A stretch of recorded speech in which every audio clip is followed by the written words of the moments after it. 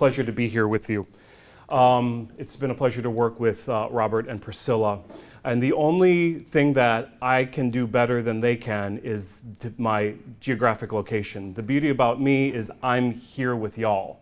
So I just want to say that if you have further conversations, please let's see this as the beginning of a conversation and not just a self-contained presentation that we just walk away from and I never hear from you again. I work for an organization called Interfaith Ministries. Interfaith Ministries is Houston's oldest interfaith service organization. Dialogue, collaboration, and service, and the strength of shared beliefs are what keeps us moving forward. You can see there are our key principles. We actually trace, don't worry about the small letters, our heritage back into the mid-1950s when Houston was primarily, and still is primarily, a Christian town. And a bunch of churches got together recognizing they could do more together than apart. And they grew and changed, and then those were mostly Protestant churches. And then the Catholic community joined in, the Jewish community joined in. For those of you who've been around for a while, you may remember us as Houston Metropolitan Ministries, and changed our name in 1992 to Interfaith Ministries for Greater Houston to reflect the growing diversity of our area and the growing diversity of faith communities that were supporting us. We have two major service areas which are focused on the key ethical principles of feeding the hungry and welcoming the stranger. We run Texas's largest Meals on Wheels program. It's Meals on Wheels for mostly Harris and Galveston counties. Over 4,000 meals every day. It's one of the top 10 largest in the country.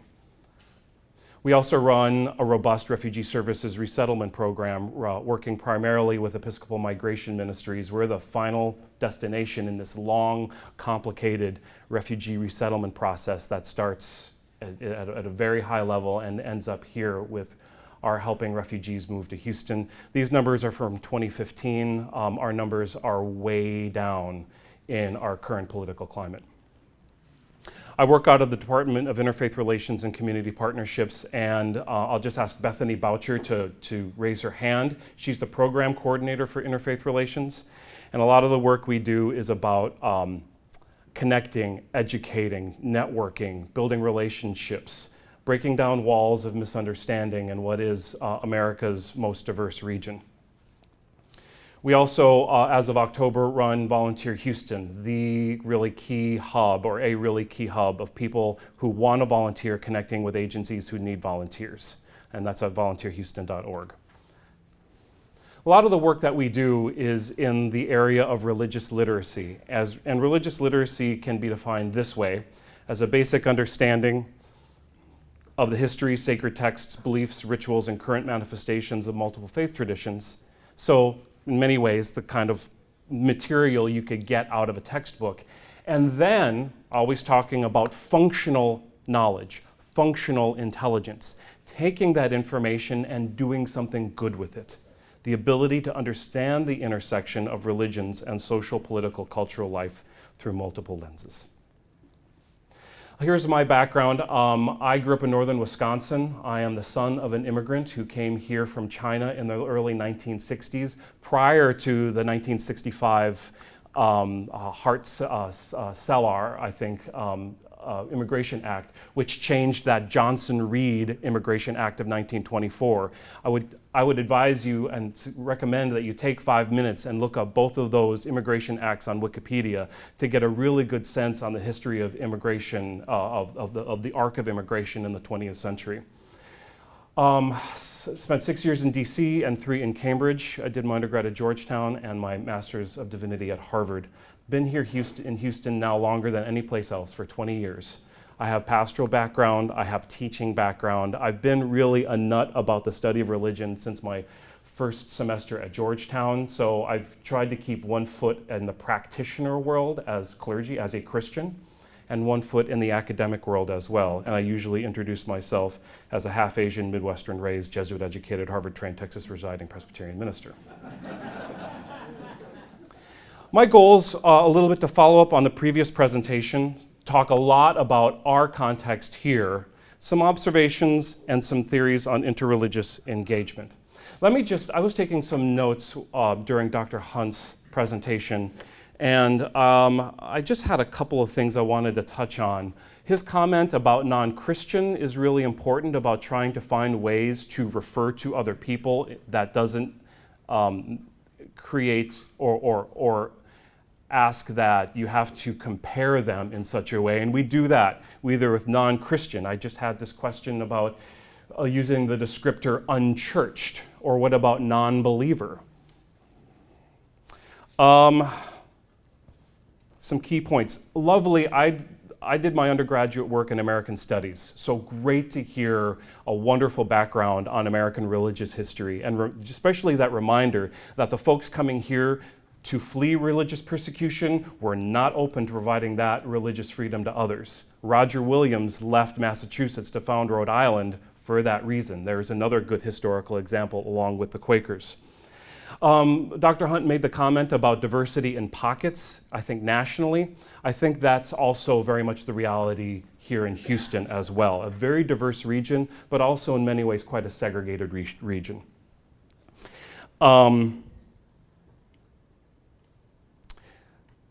African American Islam, that story is here. One of the oldest, maybe the oldest mosque is Masjid W.D. Muhammad, which is an African American mosque. And again, there was a split after Elijah Muhammad. Louis Farrakhan kept some groups within Nation of Islam, but Elijah Muhammad's son, W.D. Muhammad, led this huge group out of Nation of Islam into more mainstream Sunni Islam. And there's a wonderful historic and active African-American Sunni Islam mosque here in Houston. Generational, I hear that all the time. I had a conversation a couple weeks ago with Young Evangelicals for Social Action, and I had that conversation about how younger evangelicals are concerned about climate change, not necessarily because in some ways they're evangelical, because they're of a certain generation, and they have these kind of lovely, tense, kind of tension conversations, especially about climate change, because of generational differences in opinion, and in many cases climate change is one of many topics where there can be generational differences of opinion. The nuns. The only thing I would maybe push back a little bit on is that the nuns are religious. Maybe I'm being influenced a lot by Paul Tillich. Their religion in a lot of ways just looks very different than the religion perhaps of their parents and grandparents. I think they are religious. Some of them I've talked to and said, no, do not insult me. I am a nun. Do not try to place religion on me. But many of them are sums. They just, when they look out down this long list of boxes on the Pew Forum, it's a very granular list. They have lots of options to choose from. It's not just Christian, Muslim, Jewish, or Catholic. Protestant Christianity on the Pew Forum is granulated down to evangelical churches, historically mainline, historically African American, and they go down through that and they just pick nothing in particular. There is an option on the Pew Forum, just of interest, on there to choose did not answer. And actually that box is rarely checked, maybe less than 2%. People choose something even if it's nothing, which is fascinating. Question about maybe the switch back and forth between the separation of church and state, and is the church and state wall, or whatever you want to call it, maybe going through another era. I'm not a big fan of the notion of the wall of separation.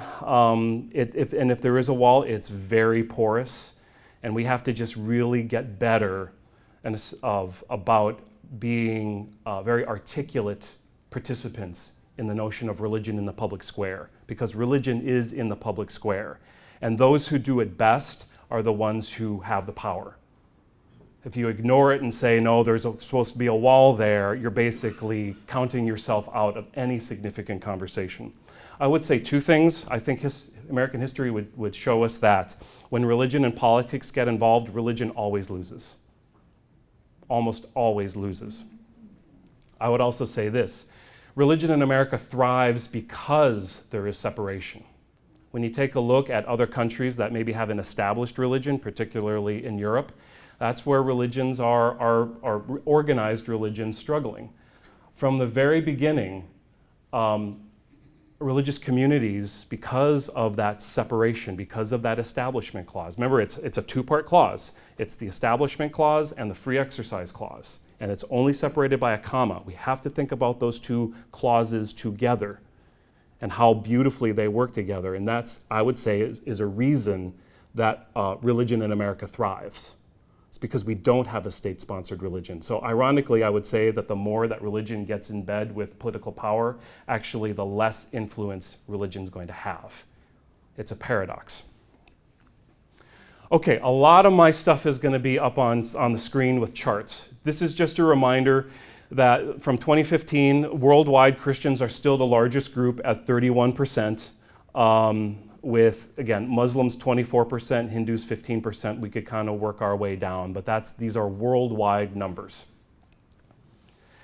Dr. Hunt had this one up here as well. You can see in the right lower, the question about, you can see the unaffiliateds are at 22. Is it okay if I hold this? Okay, 22.8%, but it does break down that atheists are 3.1%, 4% agnostics, 16% nothing in particular. So it did get pretty granulated with the different options one could choose. I don't think that the number of atheists is actually growing. I think they've always been there. It's just been so stigmatized to identify oneself openly as atheist. That one would call themselves spiritual but not religious, or humanist. That I think people are just, if they really are atheists, they're just becoming more comfortable in doing so. But again, Christians still somewhere around 3/4, and if numbers continue, even by 2050, Christians will still be 2/3 of the US population. You mentioned Dr. Stephen Kleinberg with the Kinder Area Survey, a treasure trove of data here in Houston, which he's been doing for the last 36 years, I believe. City of Houston is a city that eats cities, 600 square miles. We could eat Baltimore, Chicago, Philly, and Detroit. We're within 500,000 people of catching Chicago as number 3. Chicago's 1/3 our geographic footprint. So just think about that with population density. We love our space. If it ever feels like you have driven across a state to get from point A to point B, it's because you have. Our 10-county region is bigger than the state of New Jersey. If there's a picture or two pictures that can demonstrate our change and our growth, I think it's these two. Here's downtown Houston in 1978, looking sort of from, northeast to southwest. You can kind of try to orient yourself. You can see the Pierce Elevated, which will be going away in the next 10 years. Interestingly, as 45 and 59 will both run along the east side of downtown with by the George R. Brown. And this is a picture of the Houston area in 1978 as well. No one lived downtown. Everybody worked downtown and lived in the suburbs. What did you need downtown? Parking. Here it is in 2011. People are living, people are working, people are moving, 100,000, somewhere between 50 and 100,000 people moving into Houston every year, the Houston area. George R. Brown, Discovery Green, both the ballpark and the basketball arena. In 1980, Harris County's total population looked like this. And you can both orient yourself to the county and then orient yourself as well to where you live. Primarily Anglo majorities, particularly in the suburbs. And watch how, particularly that light color at the bottom, the no majority starts to grow. 1980, 1990, 2000, and finally 2010. Our demographics have changed as well. In 1960, over on the far left, Harris County was 1.2 million people, and we were very much a biracial town. And we were heavily relying on the energy industry as the backbone of our industry. 74% Anglo, 20% African American, 6% Hispanic, 0.03% Asian. And watch as we've both grown in numbers and also as we've grown in those four classic ethnic demographic designations have grown also more diverse and a little more balanced. And while I know this presentation isn't about ethnic diversity, but with ethnic diversity, it's also a good marker of other kinds of diversity as well, country of origin diversity and also religious diversity. Many will consider our region the most diverse, and I'll define that in just a second, or talk a little bit more about that in just a second. These changes are not restricted to Harris County. Fort Bend County is even more diverse and perhaps a more integrated diversity. Harris County diversity, I would say both ethnic and religious, tends to be a little more segregated. My experience has been more integrated diversity is out in the suburbs. My theory on the key factor contributing to that, housing. Affordable housing is a wonderful equalizer. Everybody who's raising children and looking for good schools, and again, regardless of who you are, if you've got children, you're looking for space and for good schools and affordable housing, we'll find it more in the suburbs than in the inner core inside the loop. Montgomery County, which has been, again, traditionally more Caucasian, is seeing changes as well. If you've ever, the Woodlands is transforming. Conroe, we're talking Montgomery, Willis, and you see those changes as well, going from 88% Caucasian or non-Hispanic whites in 1990 to 69% in 2016. That's just a, 26-year span. It's not a long time. Houston's had to also transform itself. My in-laws have lived here for many, many years. They're actually members here at St. Paul's. And my father-in-law is in the energy industry, and we all remember, I think if you've been here for a while, the energy crash of the 1980s. And in good Houston fashion, we figured we adapted. We diversified our energy industry to not just to upstream, downstream, R&D, and not just taking oil and turning it into something. We expanded the world's largest medical center. We've got a robust tech industry. We've got large and robust educational institutions. We're far more diverse. We have far more of a diverse economic backbone than we did, I would say, 30 or 40 years ago. Interesting county differences in religiosity and party affiliation. So you can see here in Harris County, will affiliate as 47% Protestant, 28% Catholic, 5% other religion, and 18% no religion. Fort Bend's is similar, a little less Protestant, a little more, and more religious diversity when it comes to other religions.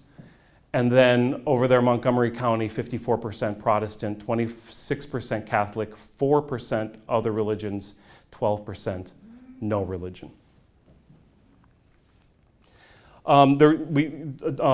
Kleinberg also does some stats about favorable feelings toward other groups, whether it's in that lower dark growing line between 2010 and 2018, feelings about undocumented immigrants. That middle line is ratings about Muslims or followers of Islam, and that top one is this description of feelings about gays and lesbians.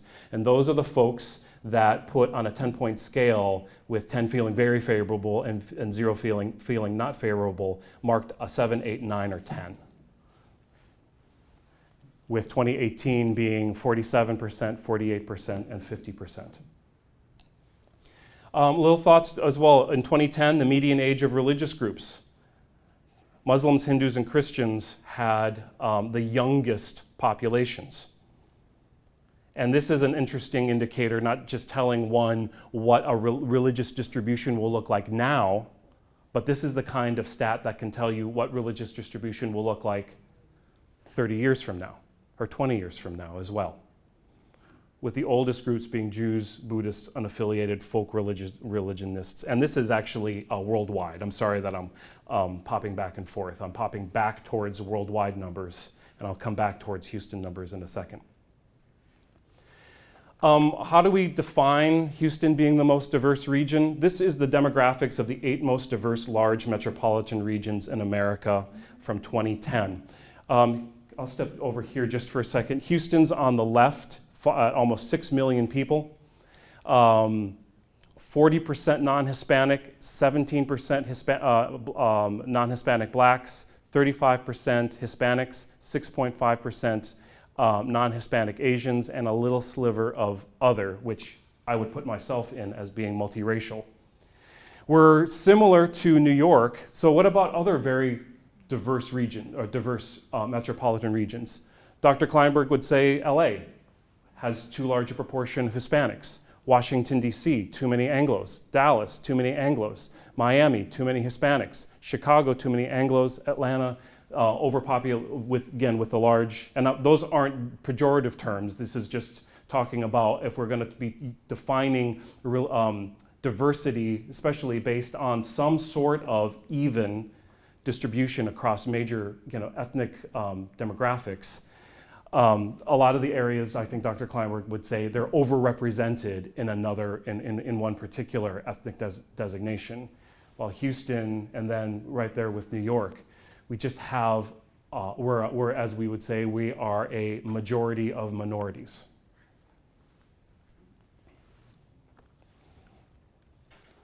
Um, 25% of our region is quote unquote foreign born. One of the things that I want to really leave you with to think about is, what do we mean by terms? What does it mean to be foreign born? I don't know. I guess in some way we're all from someplace else. The only people who weren't from someplace else were the indigenous populations here, and they were probably from someplace else. And that's what I love. America, and I'm thinking about my American studies background, America is in many ways an idea. It's not an ethnic designation. It's only as strong as the strength of its ideals.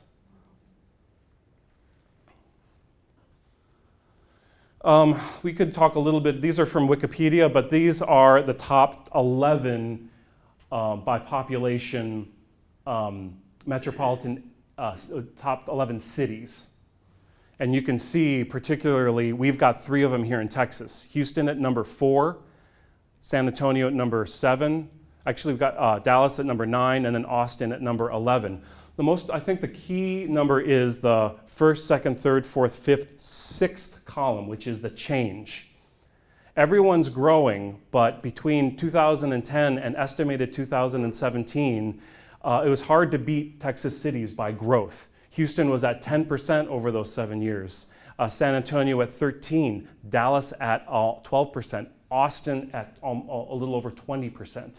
People are moving to Texas. We are growing. Really, urban areas in general are growing.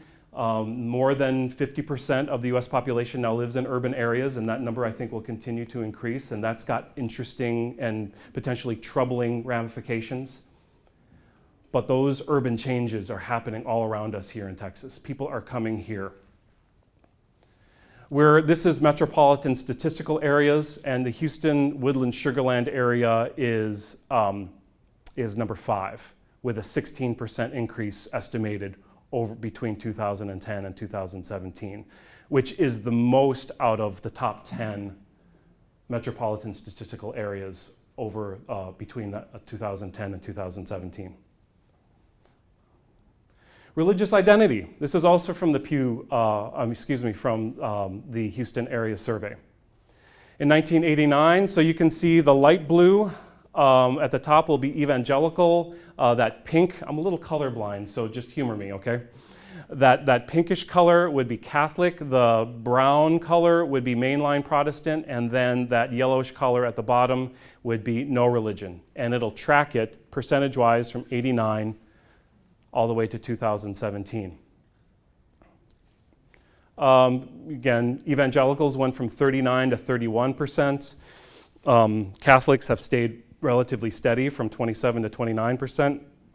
Mainline Protestants, 19 to 10%. No religion, 10 to 19%. Do not read that as everyone who left mainline Protestant churches went to no religion, even though those numbers coincide perfectly from 19 to 10 and 10 to 19.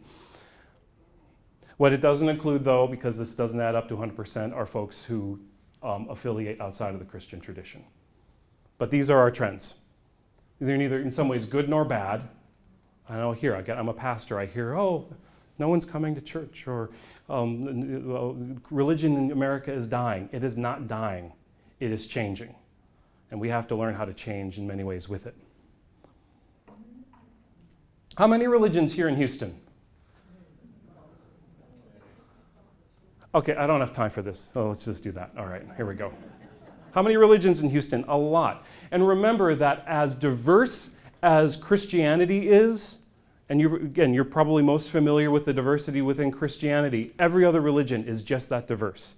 So when we talk about Hinduism, I'll talk about Hinduisms. If I wanted to talk about Christianity, I'd want to talk about Christianities. And in many ways, I'm preaching tomorrow morning. I'm guest preaching for a friend who's out of town. I'll look at that congregation of 30 or 50 or 100 and also recognize that it's not even one Presbyterianism, but I'm looking at 30 or 50 or 100 different manifestations of people following the gospel of Jesus Christ.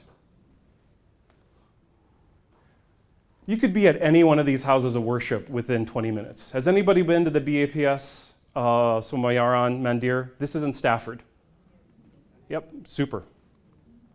The Sri Meenakshi Temple in Pearland.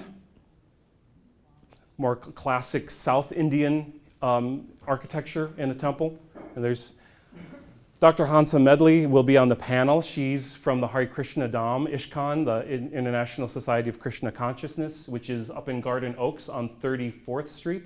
Just hosted one of our house of worship visits. And a classic inside out of this Bhakti Hinduism, Radha, Krishna, and Krishna's consort Radha. But there are also reform movements within various religious traditions. This is Arya Samaj. This is a Hindu temple over off of Highway 6 and West Park Tollway. And they were founded in the late 1800s, and they go back to the sources in many ways, perhaps akin to what the reformers did out of the Protestant Reformation. And you will not see any images. You'll see quotes from the Vedas and some of the key teachers, but this is Hindu as well. Annunciation Greek Orthodox Church, down not too far from here. Hopefully we'll finish its beautiful renovation here. I can't wait to see the inside. All Saints Catholic in the Heights.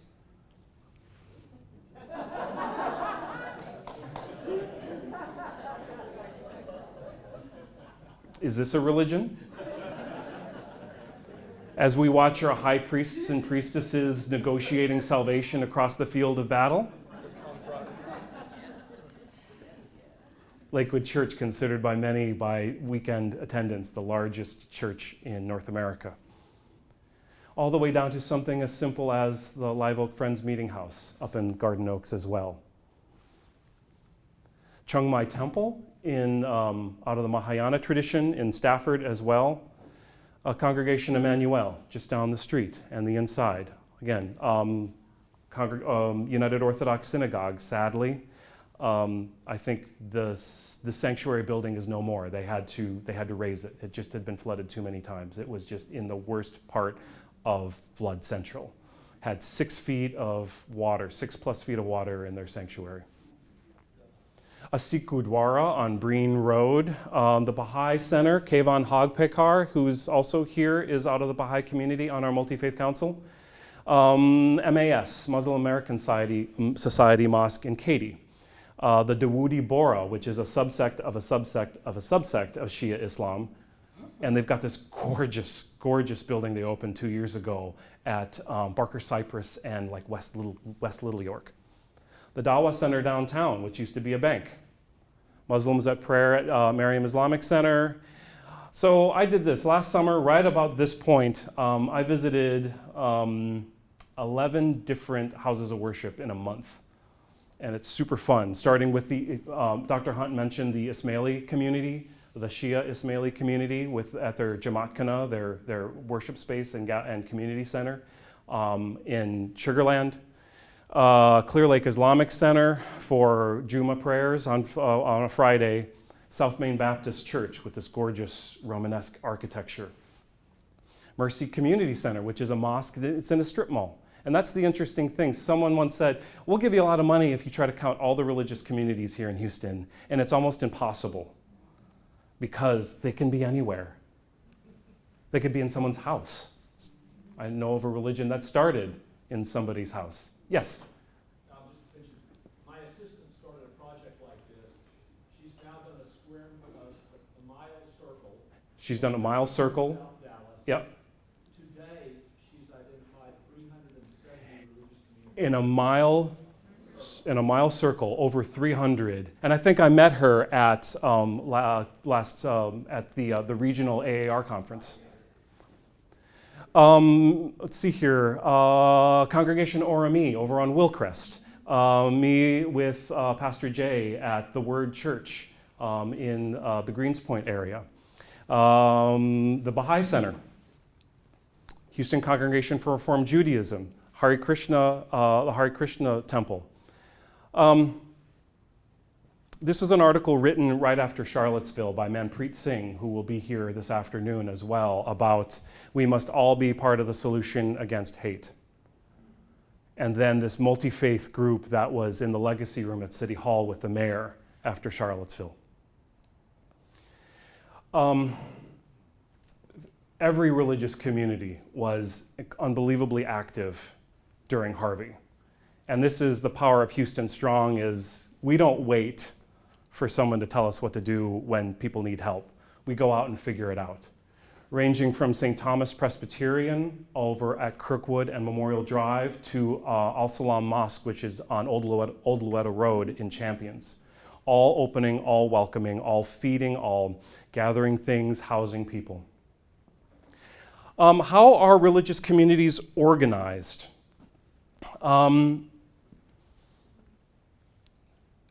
Every religious community organizes, absolutely. Christian denominations have had more time to do it, and we've got these hierarchies and systems that allow us to kind of be in more identifiable manifestations. But Islamic Society for Greater Houston, for example, has been around since the late 60s, early 70s, and they administer a little over 20 mosques. But those aren't the only mosques in town. There are a lot of mosques that aren't part of the Islamic Society of Greater Houston. But this is one way that the Muslim community is looking to try to organize in a more umbrella fashion and trying to also have a more unified voice. I'll come back to that. If you looked up Jewish Houston, for example, if you looked up Muslim Houston, this would be one of the top 4 hits. If you looked up Jewish Houston, the Jewish community organizes in a variety of ways, whether it's the Houston Rabbinical Association or in this case, Jewish Federation of Greater Houston. If you looked up Hindu Houston, you would find Hindus of Greater Houston, which is their sort of umbrella organization as well. And they've got actually, if you want to see the Hindu community in action, go down to the George R. Brown tonight as they're celebrating John Mashtami. If you looked up Jain Houston, one of the first 3 hits would be the Jain Society of Houston. They've got at least 2 kind of significant organized worship spaces, one on Ark Street and then one out at near 6 and the West Park Tollway. If you looked up Zoroastrian Houston, one of the first 3 hits would be this one. And they've got a worship space on West Belfort. If you looked up Houston Buddhist, what's interesting is that you'll come up with 2 particular temples, both Jade Buddha Temple and also Chiang Mai Temple. If you looked up Sikh Houston, you'd find probably in the first 3 or 4 hits this one, which is the Sikh Center of the Gulf Coast area. There's, I think, 5, maybe 6 major, and Manpreet can correct me on that, worship spaces in the Sikh community. I would say most of the non-Christian communities started coming to Houston in significant numbers somewhere between 1950 and 1970. If you looked up Christian Houston, actually the first time that I looked up Christian Houston, the first hit was Christian's Tailgate.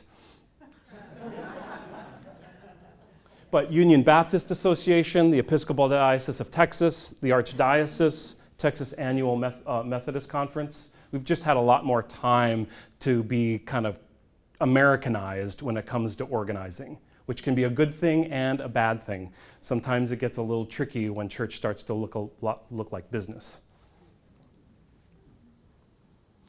The other thing that I found interestingly is especially as Houston has grown and regional, again, I'll probably show a bias. I've lived in the urban core for almost all of my time here.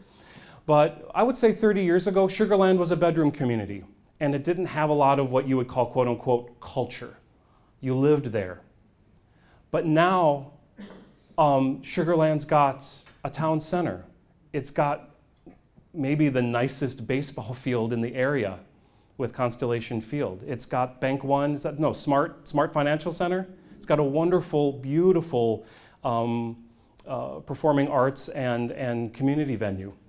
And as people are finding more time to really kind of build community where they are, what I'm finding is there are regional interfaith groups that are starting to form at a grassroots level.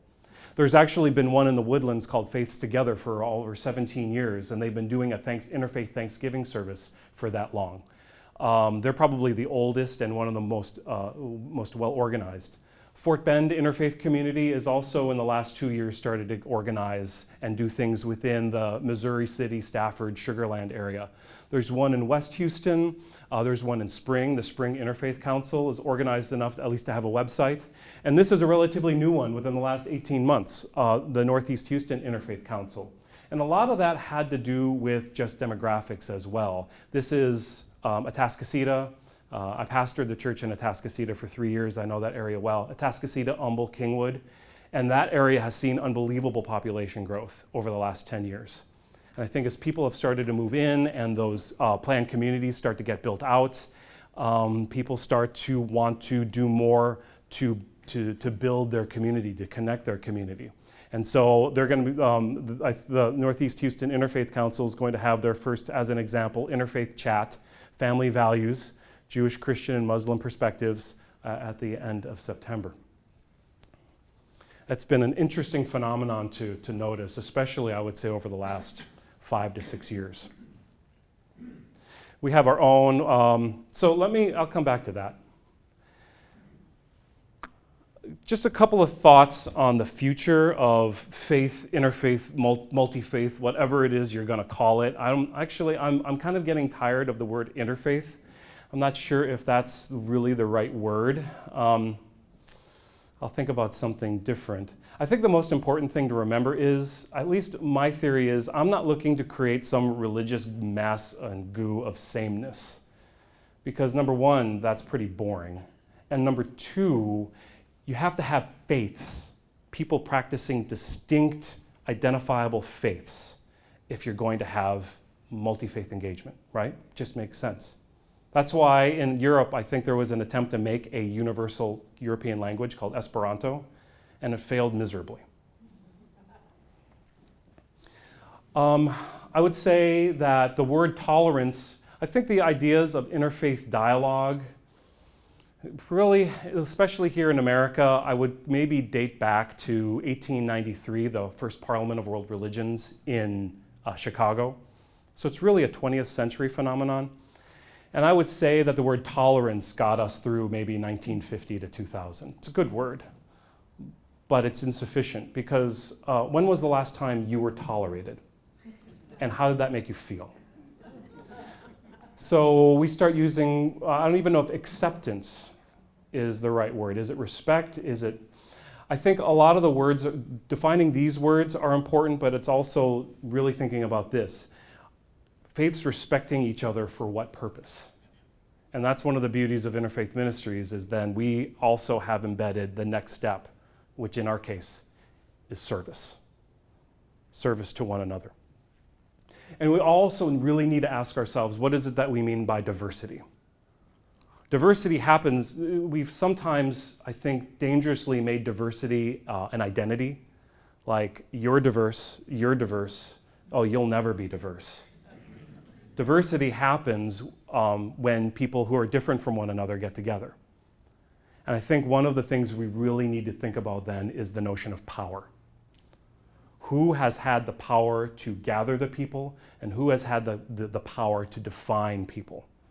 And is there a way to share that power of how we define and gather and prioritize people and principles? I would summarize also thinking about this.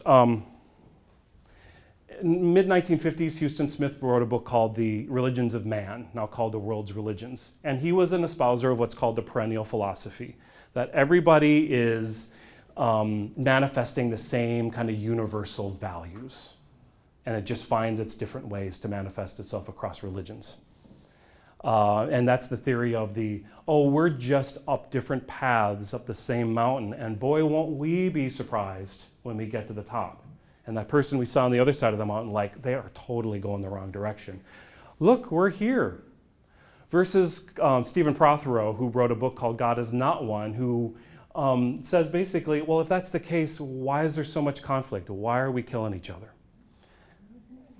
We have to accept not only that the similarities within religions in Houston, but also our differences are both very powerful tools to our common work together.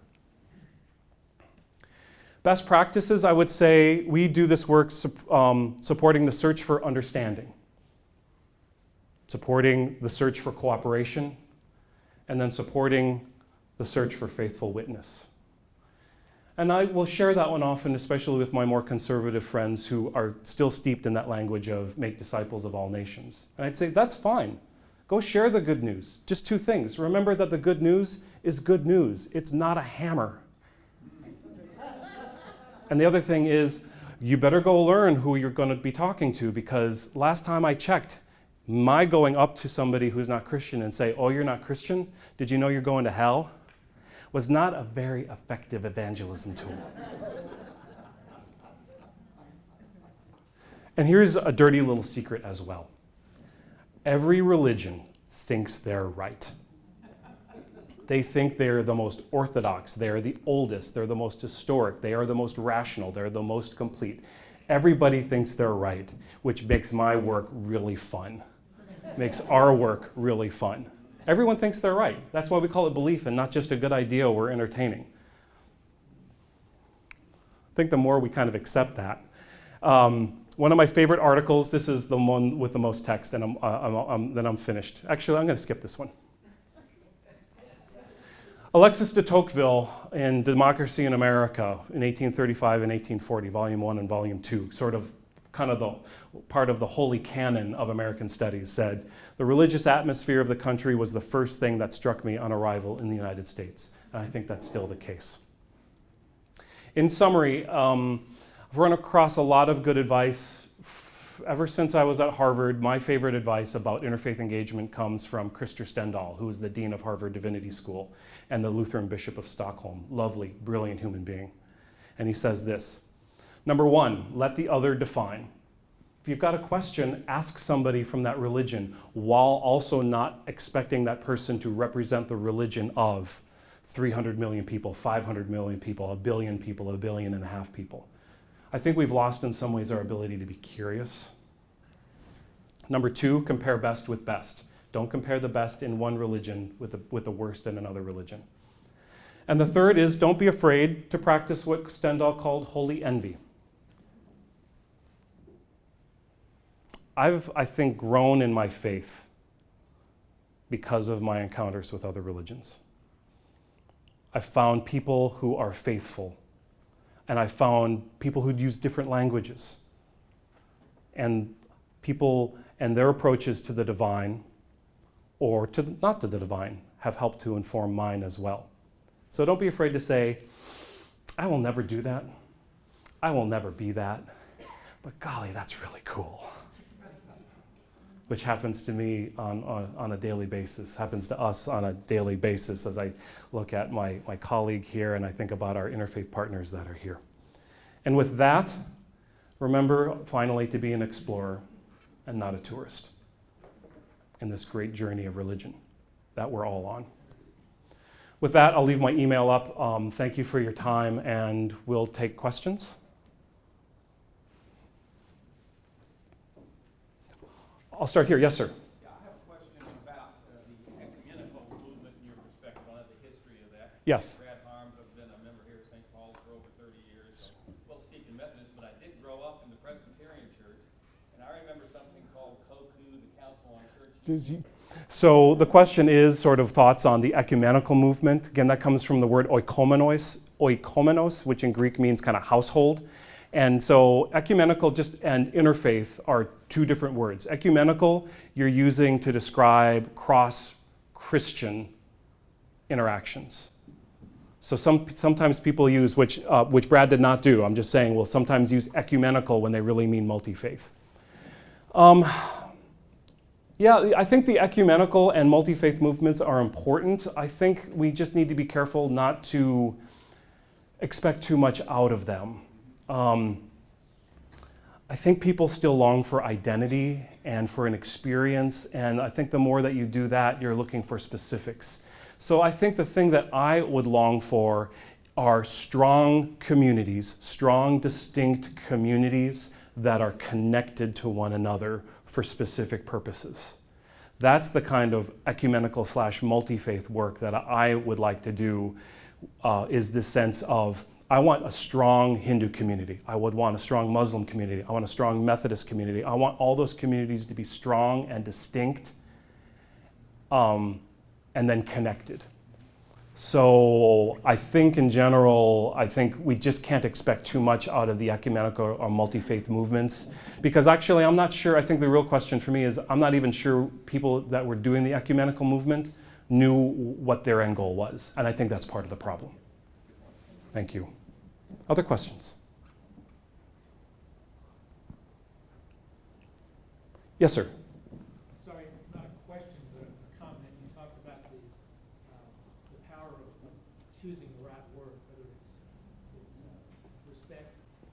So the question is the notion of defining terms, and especially we can use the word heresy, which comes from the Greek meaning actually it means just to choose, to choose. And you can't have heresy until you have orthodoxy. And so who gets to define orthodoxy? Because heresy is about what is outside of the line of orthodoxy. Yes, I would say though, I'm traditional enough to think that there has to be something that people believe in that unites them together. And it can be something pretty universal within a religion, and that's the interesting thing about the Hindu tradition. It's unbelievably diverse. But people aren't, and that's maybe the benefit more of, one of the things we can learn from Eastern traditions. There's another interesting term. Who got to define what an Eastern tradition is? It's for folks who are from the West. Eastern traditions are far less territorial because their God isn't as jealous as ours, just to kind of put it tongue-in-cheek. I do think that there needs to be something that holds a community together belief-wise, to have some sort of distinct identity. I think often though, what we call heresy, a friend of mine who's a therapist says, we need to get curious before we get furious. So, but I don't think I'm answering your question other than I struggle with that as well but I think the key point is you don't have heresy until you have orthodoxy. The question of who gets to define the terms of orthodoxy is very, very important. So I'm happy to talk about that more. So let me come here and I'll come here. Yes? Do you ever work with the Boniak Center? Yes, okay. Yes, absolutely. The question is, do we work with the Boniak Center at Rice University? Yes. The Boniak Center is a great partner. The Rothko Chapel, kind of in our same, but what's interesting is we all work together because we have distinct identities. Boniak is great. Their backbone will always be the institution of academia, which is great. Ours will consistently be working with faith communities and also service. Rothko Chapel is art, spirituality, and human rights. So we work in similar paths, or in a similar universe, but our paths are distinct enough that we work on different areas. And so that's a good example of trying to create communities that are distinct and strong, but then are also connected, because one community can't do it all. Yes, ma'am.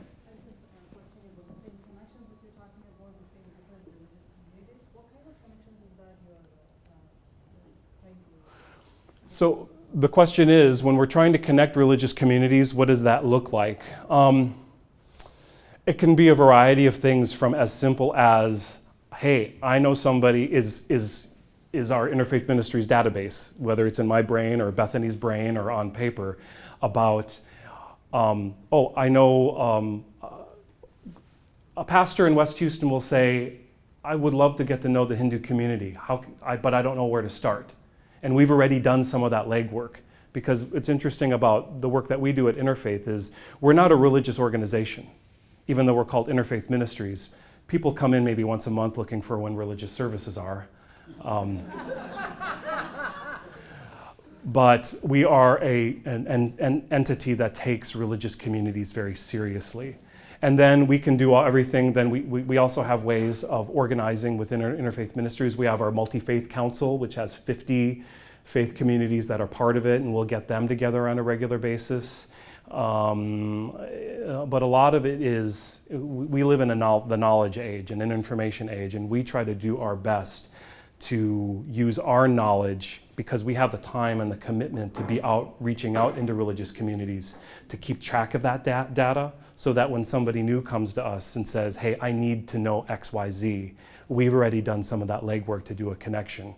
And then we try to do other things like our dinner dialogues, our Faith in Our City, our women's programs, our young adults, our young professionals initiatives that are more sustained programs that get people together on a regular basis. Okay, I've got, how much time do I have left?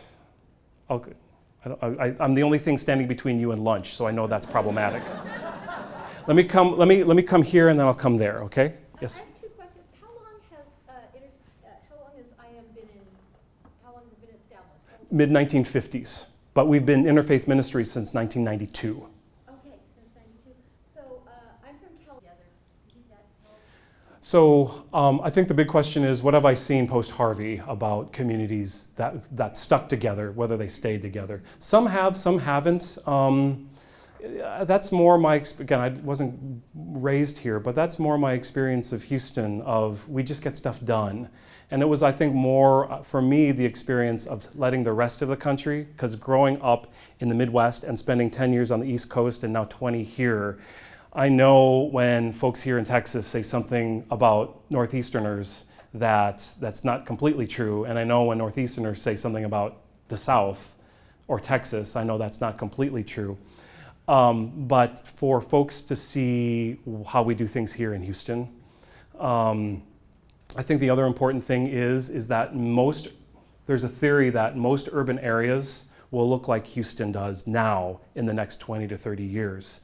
So I think there were a lot of, especially leadership groups, that were coming to Houston to see how we did things, because they want to steal best practices for what they're doing now, but also trying to figure out how do we keep this going as we're transforming in the next 20 years to what you all look like right now. So, question back here. Yes. Early on, you see that changing, what's the data showing on? That's a little, so the question is, how does this data look when it comes to being diverse but segregated across religious and probably class? So we're probably more segregated by class more than race, but to try to apply it, what do the data say about segregation, diversity, and connectivity when it comes to race in Houston? There are people that can speak better than I. To that, I would say, though, experientially, what Harvey did was perhaps more revealing than data. Harvey did not create inequalities, it revealed inequalities. And I remember driving through certain neighborhoods right after Harvey, and there were green ServPro trucks a day and a half. And people there, I'm sure, were not paying for them via FEMA funds, because it was a day and a half afterwards. And they were up and running. And then I was in other neighborhoods that probably still look like they haven't been touched. And you could do you could probably do some data saying that service has a race component to it. So I would say definitely race-wise we are segregated, and I don't want to be pessimistic about it, but there's a lot of work to be done. Did you have a follow-up? Maybe I didn't answer your question. Sure, okay, so about congregational. Martin Luther King once said 11 a.m. Sunday morning is the most segregated hour of the week, and that's still the case. Though I'm finding that younger generations are not as nervous about multiracial, multi-race churches. So I would say, yes, still very much. You've got race, I don't know what the right term is, race-specific churches, but you're going to find that being not as prevalent, or they'll be more common with a younger generational cohort. Okay, can I take, how many more what time is it? Oh, super, okay. Then I'll come here. Okay, your question, ma'am. Yes, this has piqued my interest to such an extent that I am wondering. No. Yes. So okay, finish your sentence, and then I'll fill you in on all the stuff we're doing. So, Yeah. I want to know more. We have these opportunities, whether it's kind of tailor-made. For example, I'm working with St. Luke's United Methodist Church for a group of the 30 older adults, September the 20th, all the way to Bethany Boucher, our program coordinator, can talk all about, and I'll put this one back up actually, to our dialogue project, which includes our dinner dialogues, which happen 2 to 3 times a year in people's homes, or perhaps in one site, and a call also Faith in Our City, which we started last month, which is every month we focus on a religion, and I do a lunch and learn, kind of to do the book side, and then later that month we do a house of worship visit. So in August I did a lunch and learn on the Hindu tradition, and then the following week we went to the Hare Krishna temple to do a site experiential visit of one particular manifestation of the Hindu tradition, of the Sanatana Dharma. But there's very few things that are more educational than getting into people's space. So That's what I'm asking. yes, we have those opportunities, and I'm happy to share more with you. Okay, thank you. I'm happy to share more with anybody about that. And there is a flyer out in the Yes. too, with the full schedule. This flyer is out in the lobby. Just one quick addition too. We're going to be doing the Baha'i Lunch and Learn September 4th. So the Baha'i tradition is our focus for September. Okay, I'm going to do here, and then, actually no, I'll do here and then I'll come back to you. Hi. Well, my question relates more for educating, because I'm a lady that decided to enter seminary. Mm-hmm. So what is it in the seminary, and this is also addressed to Dr. To Dr. Hunt. Dr. Hunt here? Yes. Okay, so for the people who enter whatever seminary you're going into, what shall I expect education-wise from the seminary about all of this diversity of things? So the question is about graduate theological education and what it's doing for multi-faith engagement. That's a really good question, and it's going to vary. I would say more quote-unquote conservative seminaries may not do it, and or if they do it, they're going to do it with a certain evangelistic slant. I went to godless Harvard, and we was all over the place. So it was very easy for me because it was just this multi-faith engagement in a sense of respect and equal playing field was just part of Harvard's kind of makeup. Robert, did you want to? I'll say quickly, so at Perkins, and this would be true of all mainline and United Methodist seminaries, there is a required course in world's religions focusing on interreligious dialogue and action in that. I will say that within all of our seminaries, the challenge is not what we teach so much as the wide diversity of students who come in with different attitudes about this. So we're evangelizing some people for dialogue, and we're trying, because they come from a very conservative tradition, we're evangelizing other people for dialogue because they're the William Campbell Smith, it's all the same anyway. Right. Yep. So which are either, and I have a slide that's up there that says both polarities, everyone's wrong except me, and why can't we all just get along? I would in some ways prefer to work with this person on any given day, because there's a tension to work with versus here. Why can't we're just all the same, let's just love one another. That's hard to work with actually when it comes to multi-faith engagement. I would say this too, most mainline seminaries will have a multi-faith religion expert on faculty. I will say this, I would actually spend more time doing the study of religion than studying religions in many ways. You can come across one specific religion, but unless you have the tools to understand how religion manifests itself, you're going to be lost. It's like I'm teaching my 16-year-old how to drive, and I tell him, I got to teach you the principles of driving, because if all I get you used to is this one road, once you get to a new road, you're lost. But if I teach you the principles of how this road works, you can go anywhere. So it's as much kind of theory as it is content. And I'm actually, in many ways, if I taught an intro, I wouldn't teach I'd teach an intro to religion, to the religious experience, before I taught another world religions course. Yes, okay, now I'm here, I'm sorry. Okay, last question. I'm not going anywhere, so I'm happy to talk. I could talk about this stuff all day. Yes, ma'am. No, I have learned my whole. Mm-hmm. But the pew doesn't give me the opportunity to identify who I really am. Got it. So the question is, and it's a huge question, is I'm going to grossly summarize. It's these questions about identity and who gets to determine the rules. Why do we still talk in racial demographics when we're all, especially with DNA and genealogical research, we're all just this beautiful mess. And